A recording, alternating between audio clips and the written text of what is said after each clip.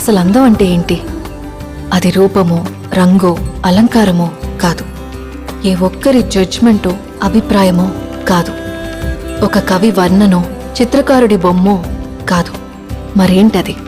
అందమంటే గుణం. అమ్మాయినయుండి చెప్తున్నా, I don't want people to call me beautiful. దాని బదులు నీది కష్టపడే తత్వం, నీలో కరుణ ఉంది, నీకు ధైర్యం ఎక్కువ, నువ్వు తెలివైన దానివంటే నాకు సంతోషం. Address us by our qualities. MS Subbalakshmi అంటే భక్తి, అందం కాదు. మదర్ తెరెసా అంటే కరుణ, అందం కాదు. ఐన్ ర్యాండ్ అంటే తత్వం, అందం కాదు.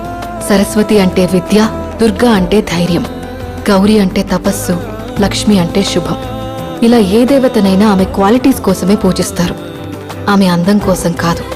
నీ గుణాలే నీ సంతకమవుతాయి, నీ అందం కాదు.